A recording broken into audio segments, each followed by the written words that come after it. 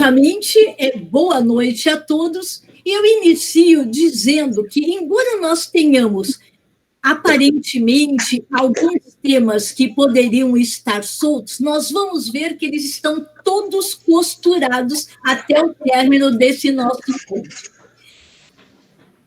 Nós vamos tratar hoje e saber o que é e para que serve, evidente, né?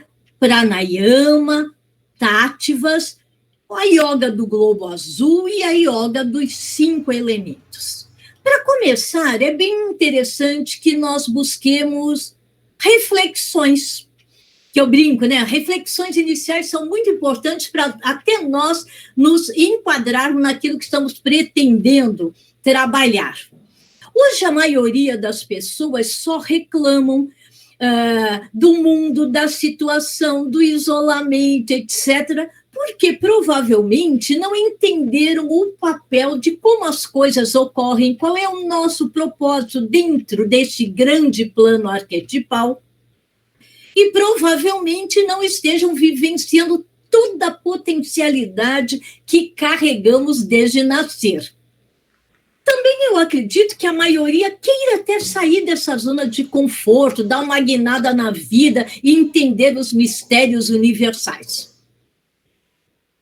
Quando essa inquietação positiva, né, nos acolhe, nos abraça, eu costumo dizer, o importante é que nós sabemos que temos, sim, forma e fórmulas de nos sentirmos mais confortáveis para trilhar essa jornada, que é adentrar uma escola iniciática. Por quê? O autoconhecimento, a busca desse autoconhecimento é efetivamente e afetivamente o primeiro passo nessa bela caminhada. Para isso, existem dentro das escolas iniciáticas, sim, instrumentos, ferramentas catalisadoras, dinamizadoras, que nos ajudam a acelerar esse processo. Na reunião passada, né, que estivemos juntos com o Arthur, foram trabalhadas as leis universais, as leis da natureza, ou seja, tudo isso que está reinante ao nosso redor e que muitas vezes nós passamos uma existência batida sobre todas elas.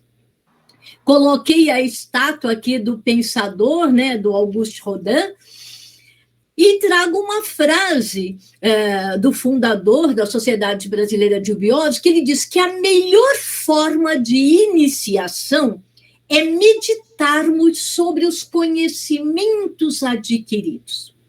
Ou seja, a semana passada nós já nos apropriamos de uma série de leis. Será que nós meditamos? E a palavra meditar significa ditar para mim mesma.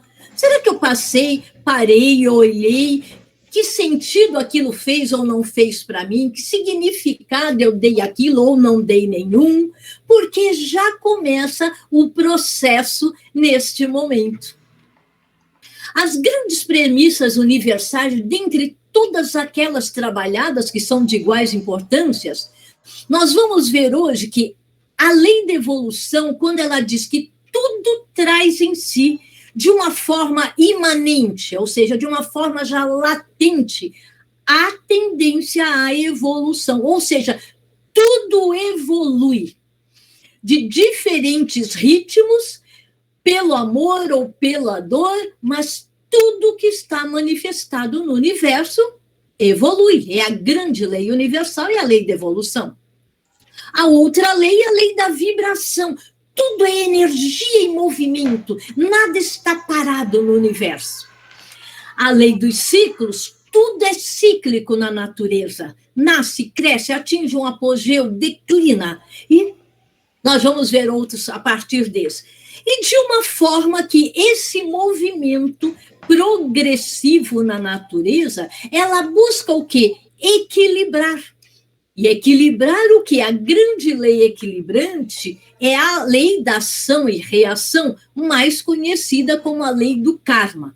Lembrando que lei do karma, lei equilibrante, lei de ação e reação, é uma lei justa e perfeita. Então, temos um bom karma ou um karma não muito agradável, dependendo das nossas ações no presente ou nas experiências que nós já vivenciamos em outros momentos passados. De posse dessas premissas, né, nós vamos observar que a Terra também, o globo terrestre, ele também está ainda em formação, ainda em evolução. E tanto a Terra, o globo terrestre, como tudo que aqui habita, tudo que está manifestado sobre esse ponto no universo, que é neste presente ciclo, é o globo terrestre, também tudo está em permanente transformação. Por isso que a própria palavra humanidade, ela significa uma unidade. Somos todos um. Por quê? A unidade é esse todo apenas da diversidade. Lembrem que nas reuniões anteriores nós trouxemos o exemplo de um grande espelho que num determinado momento ele se parte em N caquinhos e nós somos um desses caquinhos. Tudo que está manifestado é um outro pedaço de caquinho, mas refletindo, porque é um espelho, continua refletindo a essência maior, o todo. Mas como que se processa a evolução, né? Também foi nos dito que nós deveríamos atentar para a expressão, ou para o número 137, que será trabalhado ao longo desse primeiro pré-nível peregrino. Mas, de uma forma bem rápida, o 1 sempre representa que nós somos unos em essência. Nós somos trinos na hora de manifestar, por isso que tem pai, mãe e filho, ou pai e Espírito Santo, dependendo da religião, e manhã, tarde, noite, e outros exemplos que a gente depois pode trazer. Mas nós somos sétuplos em evolução, ou seja, tudo evolui neste presente ciclo de uma maneira setenária. Portanto, se a lei é universal, é um plano arquetipal que a tudo e a todos rege, e o uno, a grande essência, para ele se transformar em universo, ou seja, verso do uno, ele se manifestar, ele também se submete à mesma lei, ou seja, ele também passa por 7 etapas evolutivas. Ao longo de todas as tradições, etc., e nós já temos até alguns conhecimentos de outras linhas filosóficas, teosóficas e outras, né? Todas elas citam a palavra elementos. E mesmo essa palavra, com diferentes outros nomes, nomenclaturas, a essência significa a mesma coisa. Ou seja, quando nós trouxermos a palavra elemento, nós estamos dizendo que é aquilo que está na base de tudo que existe manifestado. Então, elemento é aquilo que é a base, aquilo que dá suporte a tudo que está manifestado. E nós conhecemos como terra, água, fogo, ar, e algumas tradições só param aí, nos 4 elementos. Agora, nas escolas iniciáticas, nós já temos um 5º elemento, que ele está em formação, mas já está presente, que é conhecido ou como Akasha ou como éter. Ambas as nomenclaturas são corretas. Ou seja, para nós, já existem 5 elementos, 4 prontos e um 5º em desenvolvimento, em evolução, vamos chamar assim. Mas por que elas todas só usam predominantemente os 4 elementos? porque estão em consonância com o compasso quaternário da Terra. Nós estamos num quarto momento. Quando nós falamos, né, a Bíblia, etc., fala, o mundo está sendo feito em 7 dias, ela ainda não terminou. Nós estamos no quarto, já começando a andar para o 5º dia da evolução total, né, da formação total. Então, o compasso, ele é quaternário. Por isso que nós temos os 4 pontos cardeais, norte, sul, leste, oeste. Nós temos as 4 estações do ano, né? Verão, outono, inverno, primavera. Nós temos 4 fases da lua. Nós temos as 4 fases da maré. Nós temos as 4 etapas da vida, nasce, cresce, evolui e declina. E assim nós vamos achar o 4 predominando em muitas coisas, porque é o compasso quaternário da Terra, nesse no qual nós estamos vivendo, habitando agora. E eu falei que já tem um 5º elemento em formação, em desenvolvimento, porque ele é resultante de um processo de transformação de tudo aquilo que vem antes. Se nós olharmos os próprios dedos das mãos, o único que não tem manifestado, já que tudo se manifesta ternariamente, por isso 3, né? Tudo tem falange, falanginha e falangeta, mas no dedão não tem. Ou seja, ainda está em formação. Ele seria uma analogia com esse 5º elemento, né? A 5ª essência divina, ela exatamente será a somatória dos resultados de tudo aquilo que quaternariamente está sendo desenvolvida, que é chamado 5º princípio do homem, que nós vamos ver com mais carinho e detalhe de hoje adiante. Ou seja, quando nós falamos que a maior lei do universo é a lei da evolução, em cada etapa evolutiva, nós sempre temos a evolução de um elemento até ele se completar e um está em desenvolvimento.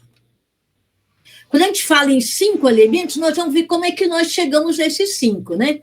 No primeiro sistema de evolução, nós tivemos um elemento completo e um em desenvolvimento, 2. No segundo, nós tivemos 2 completos e um em desenvolvimento, 3. No terceiro, 3 completos e um em desenvolvimento, o 4. E nós estamos num 4º sistema de evolução, ou seja, 4 completados desenvolvendo essa 5ª coisa, esse 5º elemento, essa 5ª essência. Portanto, embora os mais conhecidos nas tradições sejam o fogo, água, terra e ar, já vibra o 5º elemento, muito mais sutil do que todos os 4 anteriores, que é o akasha, e alguns denominam como éter. Quando nós chegarmos a completar, entre aspas, a nossa semana de completar, né, a nossa evolução do globo e tudo que aqui está manifestado, nós vamos ter os 8, ou seja, 7 completos, sintetizado numa 8ª coisa. É como se nós tivéssemos 7 ingredientes e, ao fazer o caldo ou o bolo, ele desse uma outra coisa completa, contendo todos ali os elementos. Mas o que são esses elementos? E por que eles estão em todas as diversas tradições? Da onde que eles surgiram e qual é o papel nesse processo evolutivo que a gente está buscando, né? Se nós formos buscar lá com os alquimistas, principalmente da Idade Média, eles já diziam que elementos são expressões das forças universais, das energias universais, são abstrações inteligentes. Olha lá já a expressão. E que se opõem, para que coisas novas surjam, que são alquimistas, elas se opõem 2 a 2. O fogo com a água, ou seja, a água apaga o fogo em contato com a água a transmuta em vapor, e assim vai a terra e o ar. Segundo os alquimistas, cada elemento desses, ele não é só um elemento em si, ele é um elo de ligação que a divindade, o eterno Deus, o nome é que nos sentimos mais confortáveis chamar, ele criou para religar, tornar a ligar entre si os diversos pontos da natureza manifestada. Se nós formos ao taoísmo, no taoísmo ensina-nos que tudo que existe no universo tem origem nesse uno, nessa energia primordial, que no taoísmo é chamado no Tao, no Tat, no todo, princípio único, onipresente, onisciente, né, onipotente. E esse Tao, quando é no primeiro movimento dele para se manifestar como verso do Uno, ele começa a fazê-lo em forma de vibração.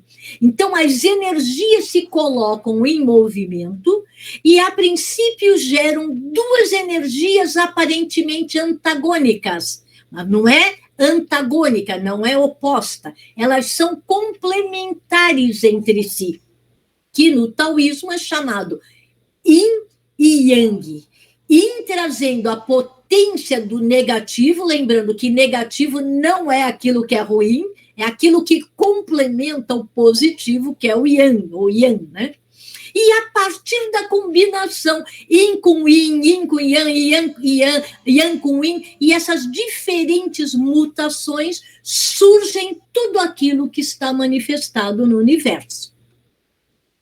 Para os taoístas, eu acho muito linda essa expressão, as mudanças do todo em tudo não são mais do que simples mutações. É quando as energias entram em diferentes frequências vibratórias para construir aquilo que virá a ser manifestado.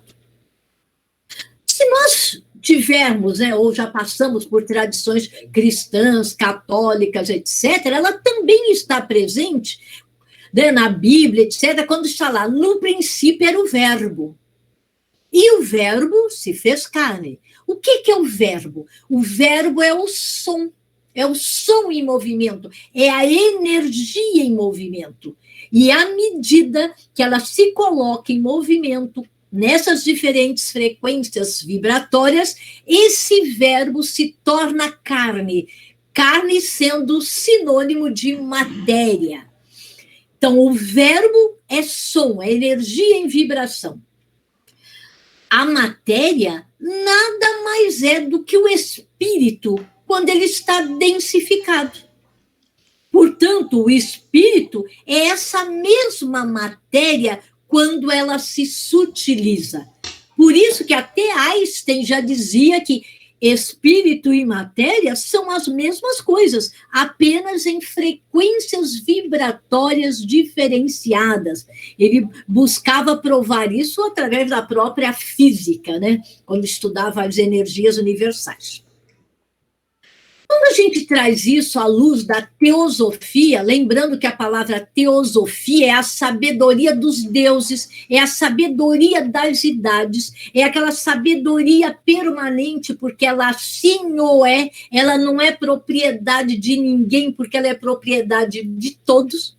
Né? Então, à luz da teosofia, o elemento, ele vem do verbo, né, elementar, ou seja, aquilo que está na base e na origem de tudo. E ele também vem da palavra elemento, aquele alento, o grande hálito, o sopro divino, que dá origem a tudo, né, que conhecemos como manifestado. Esse elemento, esse alento, esse grande hálito, esse sopro primordial, é que dá origem a essas vibrações. E metafisicamente, só existe um elemento na natureza.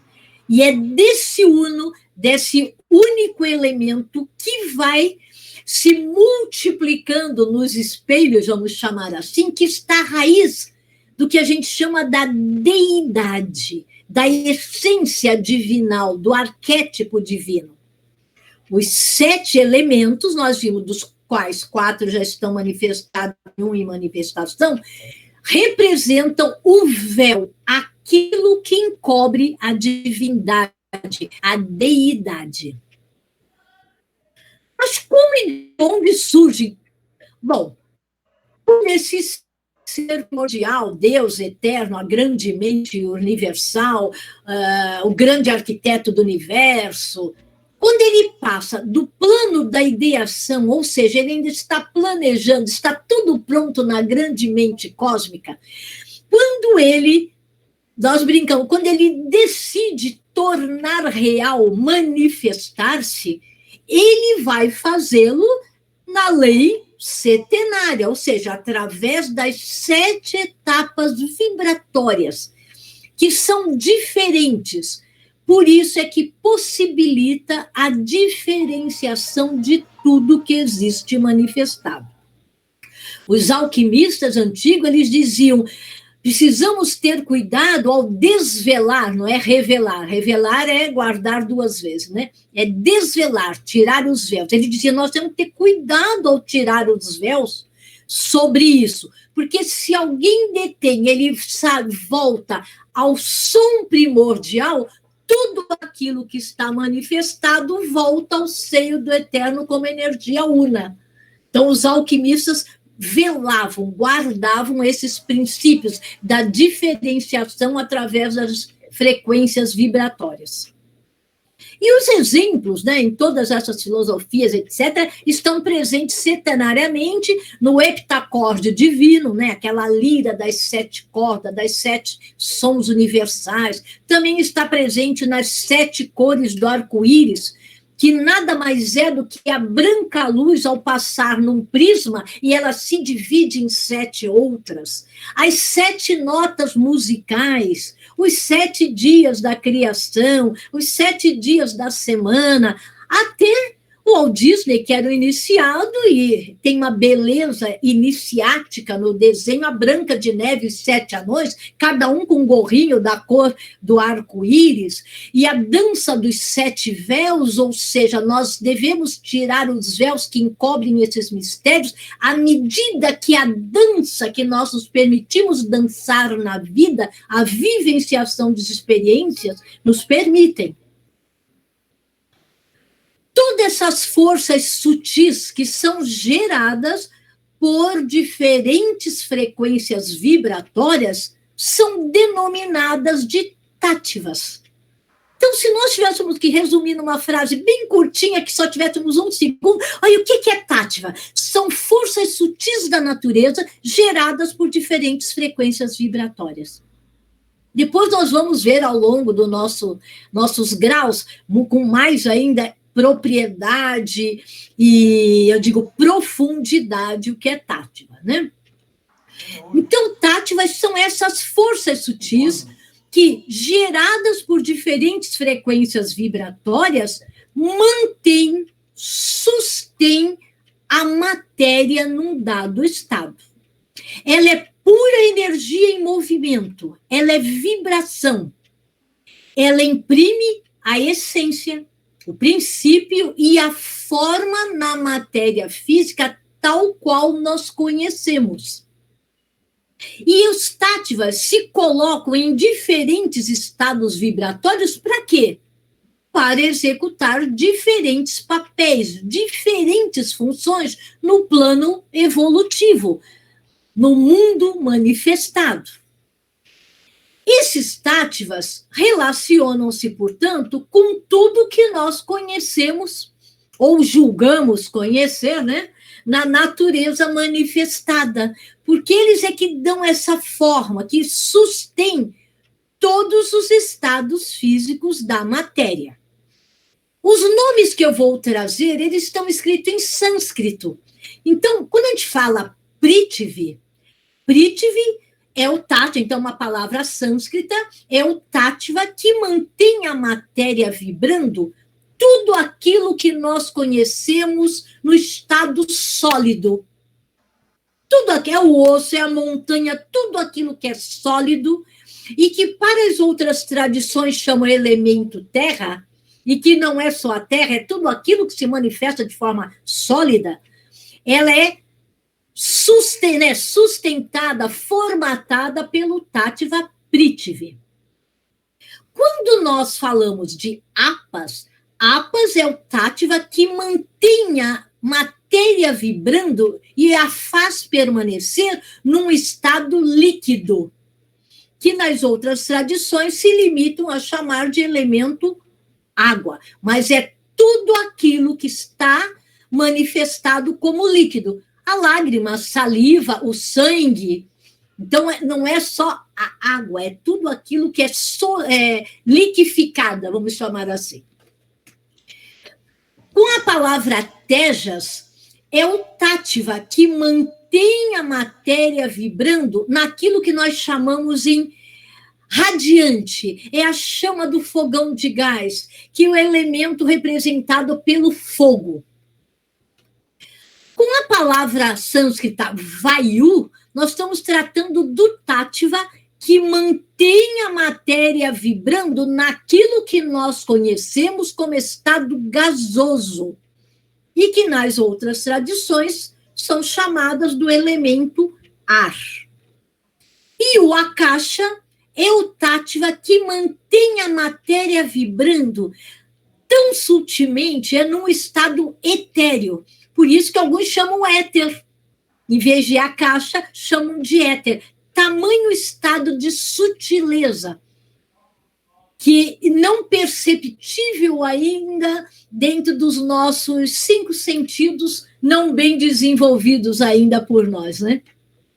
Então, Prithvi, Apas, Tejas, Vayu e Akashas são tátivas que mantêm as matérias vibrando nesses estados sólido, líquido, radiante, gasoso e etéreo. Ele que imprime a essência, aquilo que é, aquilo para o qual veio ser, qual é o propósito dele estar, é a forma que será impregnada na matéria física. E ele, nesses diferentes estados vibratórios, que vão exercer papéis, e nós vamos ver muitos papéis nesse plano evolutivo. Cada tátiva deles, desses 5 que nós citamos, eles estão relacionados a uma cor.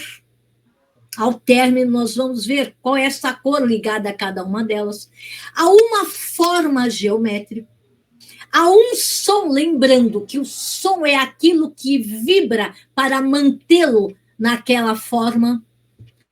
E cada um desses tátivas, eles atuam, cada um deles numa diferente região do nosso corpo, ativando um sentido. Ou seja, dando-nos a energia que vai ser responsável para nos manter saudáveis fisicamente. Por quê? É o corpo físico que depois faz a interligação, a interimpenetração com os demais veículos da constituição oculta do homem, que será objeto das próximas reuniões. Mas como que a gente conquista esses patamares superiores de consciência? Nós chegamos num dado momento da vida que a gente busca, de uma forma mais firme, aquelas clássicas respostas às perguntas que afloram, né? De onde eu vim, para onde eu vou, qual é o meu propósito? Não é possível que eu nasci aqui, na família pobre, para trabalhar, para pagar boleto.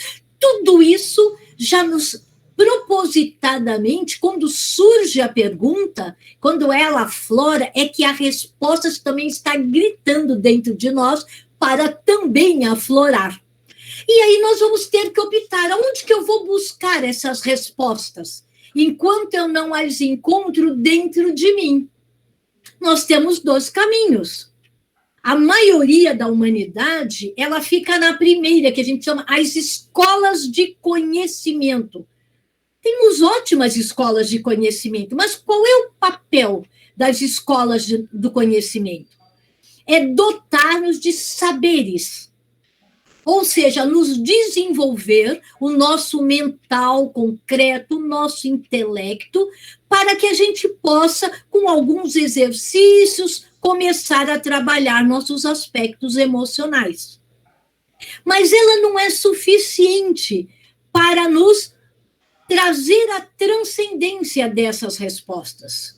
Que sempre que o mundo é mundo, desde que a sabedoria das idades, né, decidiu inicialmente velar, e agora nesse ciclo é exatamente de buscar abrir para aqueles que efetivamente estão a buscando, são as escolas iniciáticas, porque elas não ficam só no nível do saber, elas vão buscar nos trabalhar no nível do ser. Então, escolas iniciáticas, com os seus instrumentos, com as suas técnicas, que nós vamos ver algumas hoje, fazem com que nós possamos acelerar essa jornada evolutiva, com menos sofrimento, né? Ampliando de forma gradativa, processual, o nosso estado de consciência. Então, embora nós não devamos, né, abandonar a busca dos saberes, nós apenas temos que ter já o início de consciência que não é o suficiente para nos dar aquele peteleco para a transcendência. Algo mais precisamos buscar, adentrar para que essas respostas efetivamente aflorem de dentro para fora. E desde que o mundo é mundo, existem as escolas iniciáticas. No início eram chamadas de místicas, outras só escolas de mistérios. E desde que o mundo é mundo, vamos chamar assim, essas escolas, sejam ela mística, iniciática, de mistérios ou ocultas, elas só, entre aspas, aparecem para aqueles que já estão preparados, mesmo quando, a nível de consciência, entre aspas, ainda mental concreto, vamos chamar assim, nós não entendemos, a gente acha que não está. Mas quando o chamado vem, significa que não é a primeira vez que já adentramos esse caminho. Podemos ter ficado neles, ou saído deles e agora querendo voltar, não importa. Tudo tem a sua hora certa, está tudo sempre certo nesse caminho. Mas nós temos o livre-arbítrio de poder acelerar esse processo. E nós vemos isso no Egito, na Grécia, a escola pitagórica, todas elas escolas de mistérios ocultas, diferentes tradições, que a palavra religião já era, com muita clareza, era o local onde você deveria buscar a sua religação com o superior.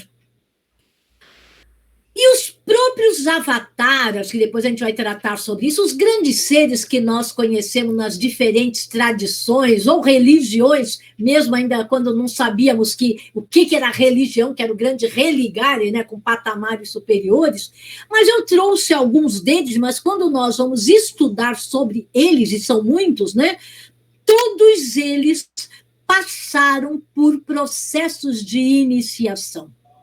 E aí a gente pergunta, mas eles já não são quem são? Sim, eles são a divina essência manifestada, mas quando nós adentramos o plano físico, é como se houvesse propositadamente um esquecimento para que nós busquemos resgatar essa divina essência. Esses seres se permitem passar por esse processo de iniciação. E, às vezes, nós não nos conscientizamos ou mesmo deixamos como a gente, deixa isso para depois. E, às vezes, perdemos até uma existência que poderia ter acelerado essa jornada. Então, quando a gente fica falando de onde vim, para onde vou, né? Na realidade, todos nós viemos de uma vida energia, de pura vibração também, que vai se densificando, e ao se densificar para experienciar, vivenciar nesse plano físico, busca acelerar essa jornada para tornar essa vida uma vida consciente. A palavra consciência significa voltar, sim, mas com conhecimento das causas. Então, voltar com conhecimento. Né? A palavra consciência é isso que significa.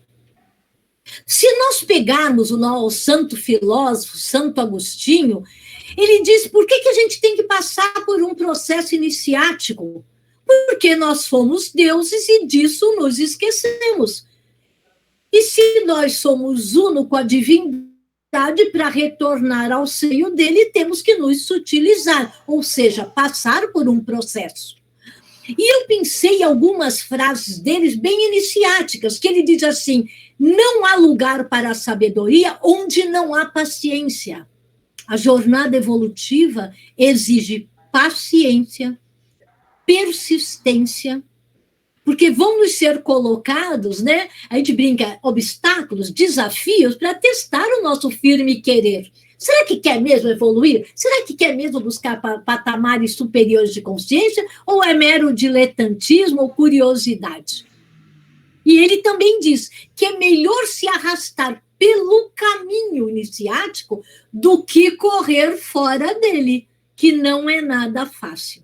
Mas, mesmo essas frases expostas, abertas a quaisquer um, quantos meditaram sobre cada uma dessas assertivas que ele também nos trouxe? Então, as diferentes religiões, etc., elas se revestem para se tornar reais, né, de uma energia que ela surge através do poder da mente. É a mente que cria. Nós ganhamos de presente, nós vamos estudar também isso depois, 2 grandes presentes, que é a mente e a sexualidade. O ser humano cria com a mente, que é do verbo criar, por isso que aquele que crê, que acredita, faz acontecer. E a outra forma de gerar é da sexualidade. Esses agregados dessa nossa força, desse nosso poder mental, que é uma somatória de pensamentos, de ações, de sensações, passam a ser alentadas, ou seja, constituídas por aqueles elementos que nós vimos logo no início, que são chamadas forças elementais da natureza, que sustêm a natureza, a beleza que a gente vê no reino vegetal, animal, mineral, a beleza. E essas forças vivas é que recebem o nome de egrégoras, ou seja, pensamentos em uníssonos, em potencial, agregadas, formam o que a gente chama de egrégora. Se nós, né, nas diferentes tradições, dizem que nós somos semelhantes a Deus, e que Deus criou tudo isso pelo poder da mente, da grande mente cósmica universal. Portanto, se temos similaridade com a divina essência, nós também somos capazes, sim, de criar formas de pensamento através da nossa mente. E essas formas de pensamento, elas tomam forma real, que também vão deter poder, que vão agir. Daí a gente sempre recomendar, né? Cuidado com o que você pensa repetidamente. Se você diz, mesmo com dificuldade, eu venço os obstáculos, assim o será. Eu consigo, assim será. Agora, se repetidamente você diz, eu não nasci para isso, eu não consigo, nossa, todo mundo dá, eu não consigo nada.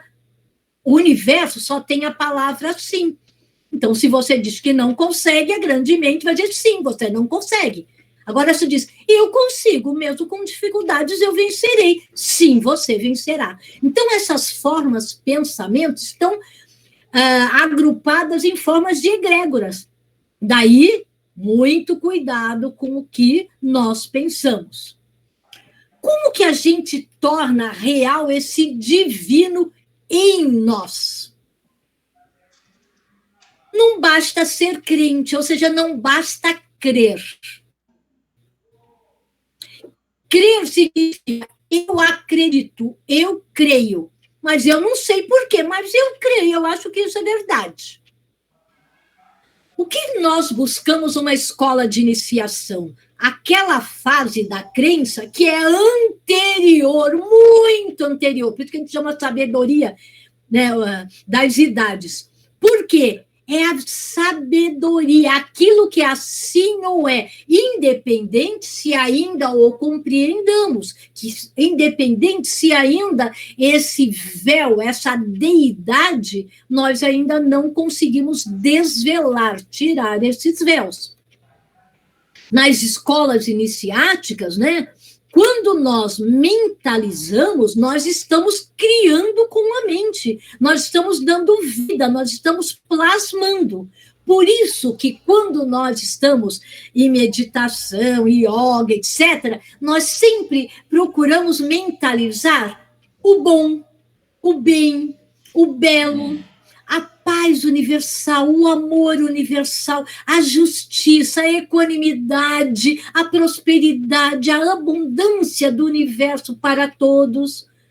Então, quando nós mentalizamos, não é ficar desejando que assim o seja, não, nós começamos com a nossa mente a plasmar, porque tudo é vibração. Então, nós começamos a dar vida àquilo que nós queremos e podemos também vir a manifestar, como reflexo da divindade que assim o fez no plano para tornar as ideias, o plano da ideação no plano da realização, da manifestação. Então, quando eu falo eu creio, é diferente do quando nós afirmamos eu sei que assim é. Porque aquilo já passou pelo seu crivo interno, aquilo faz sentido. Ele chega a ser até uma palavra que eu não gosto muito de usar, mas muitos usam com frequência. Ah, isso é óbvio. Mas é óbvio para quem? A palavra óbvio a gente tem que ter cuidado. Quando nós vamos adentrando esses mistérios, nós, pelo esse filtro interno, nós vamos percebendo que assim o é. Esse é o grande propósito universal. Então, em toda escola de iniciação, e nós estamos falando da Sociedade Brasileira de Eubiose, né? Ou movimentos que sejam sérios e espiritualistas, não estamos falando de escolas de saberes, estamos falando de escolas iniciáticas. Escolas iniciáticas não há como deixar para lá, não há como prescindir de prática, de mantras, de yogas, de meditações, de mentalizações. Mentalização, lembrando, criações mentais nossas, né? Por quê? Se eu me detenho só na escola dos saberes, eu posso saber muito, viu? Eu posso chegar a uma biblioteca mesmo. Mas se eu não for para o palco da vida, que a gente chama de teatro, vivenciar esses saberes, ou seja, colocar na prática diária, nós não vamos ter o equilíbrio entre mente e emoção. Porque na escola, entre aspas, escola não é escola só física, né? Naquilo que nos dá saberes, esses saberes é para que nós vivenciemos na prática, no palco, que é o teatro. Mas ele só complementa no triângulo equilátero, ele não se complementa somente nessa base. Não, ele precisa desse terceiro ponto para tornar real tudo isso, que é chamado em escola iniciática o templo, ou a conexão superior, o momento da religação, do religare.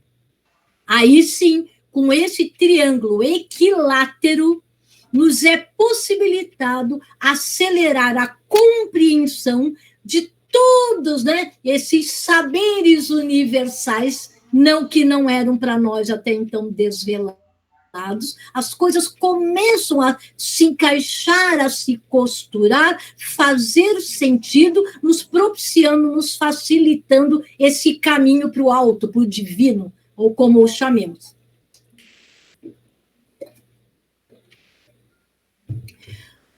O objetivo é preparar o discípulo.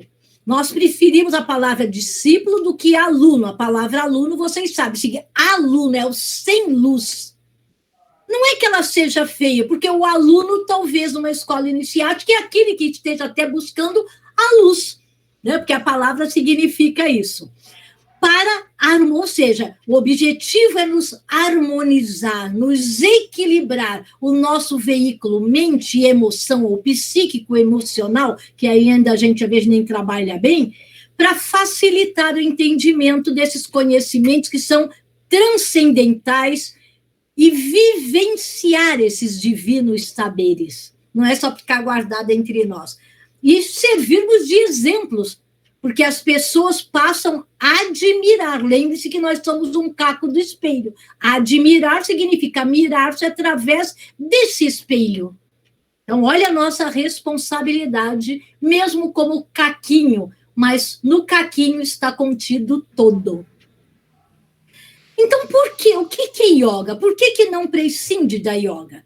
A yoga, a palavra yoga, ela também é sânscrita e significa união, ligação, harmonização da criatura humana com a sua própria natureza divina, e ela também tem o sentido de religação, do religar, e por isso que é a união, ligação. Mas religar o que com o que, né? Religar o eu humano com o eu divino. Então, a yoga é um instrumento facilitador dessa religação do eu humano com o eu divino. Krishna dizia, quando ele explicava para os seus discípulos o que é yoga, ele diz: yoga é voltar o que está fragmentado à sua origem. Ou seja, é uma forma parecida, análoga, de todos os caquinhos voltarem a se reunir e voltar à origem e voltar a ser o grande e completo espelho. Então, é essa Krishna, né, que falava. Uma outra prática facilitadora é o pranayama. O que é pranayama? Pranayama, de uma forma resumida, é uma prática respiratória. Porque a respiração é a primeira coisa que recebemos ao sair da mamãe. É o alento, é o hálito divino que nos habita no momento do nascimento e nos anima durante toda a permanência na vida física. Então, a prática do pranayama nos conduz a um estado de bem-estar físico e nos coloca em equilíbrio com os demais veículos que nos constituem. A palavra pranayama, você já deve ter ouvido falar muito de prana, né? Prana é energia vital, é aquilo que nos mantém vivos. Que para os chineses eles chamam de Qi ou Qi, e nós vamos ter uma reunião só sobre o corpo energético, o corpo de prânico, o corpo do Qi dos chineses ou do Ka dos egípcios. Por isso que eu não vou me alongar aqui, porque é ele que nos mantém ser vivente.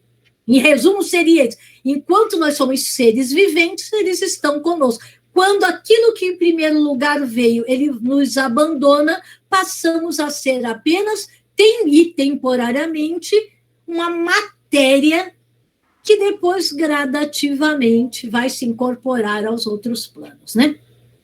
Ele é sim o alento e o sopro divino. Como que a gente pratica no presente ciclo?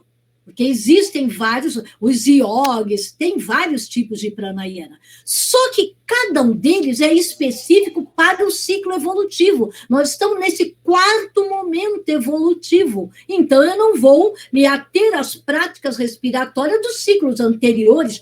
Se eubiose é harmonia com as leis universais e da natureza, nós temos que praticá-las de forma harmônica. Então, como se pratica o pranayama? Sempre voltado para o norte.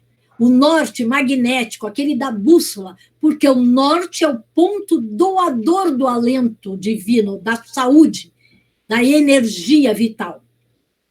E ele eu digo que ele é mais facilitado nesse presente ciclo, porque ele já foi complicado, essas práticas de pranayama. No presente ciclo inspira-se e expira-se profundamente o ar, com as duas narinas, né? Simultaneamente, no compasso quaternário. Nós estamos falando de buscar harmonia com as leis universais. Ou seja, em 4 tempos iguais. E como é que se dá isso? nós devemos fazê-lo uma vez por dia, repetindo 7 vezes. Então, eu gosto de levantar logo cedinho e já fazê-lo, né? Eu digo que já estou pronta para o dia. Como que ele é feito? Inspirar no meu 4 tempo, que pode ser diferente dos seus 4 tempos. Então, eu inspiro contando mentalmente meus 4 tempos, né? Inspiro profundamente, a mente vai dizendo 1, 2, 3, 4. Então, inspira-se profundamente, confortável, não vai puxar o ar e... Não, confortavelmente, 4 tempos. Mantém os pulmões cheios desse ar que foi inspirado. Mantém os pulmões cheios também por 4 tempos. 1, 2, 3, 4. Expira, ou seja, elimina o ar, aquele que não precisou, porque o pulmão cheio, aquilo que ele precisava para se nutrir, ele manteve. Então, expira-se em 4 tempos, aquilo que não mais precisamos, e mantemos os pulmões vazios por 4 tempos. Esvazia-se. E é nesse esvaziar recomeçamos inspirar 4 tempos, manter pulmões cheios 4 tempos, expirar 4 tempos, manter pulmões vazios 4 tempos. E isso 7 vezes. Dão em torno de uns 3 minutos, 2 minutos, 3, depende, né, de quem respira. Eu já sou mais afoita. É através da respiração que nós estamos absorvendo essas energias que, para a maioria dos ocidentais, são desconhecidas, mas elas estão presentes no universo. Porque ignorar não significa que elas não existam, né? Eu posso ignorar tudo isso, mas elas estão presentes no universo. E é dessa adequada e correta respiração que nós nos mantemos fisicamente saudáveis. E os gregos já diziam, corpo são, mente sã. Ou seja, os outros veículos que nos constituem também passam a cada vez ser mais saudáveis.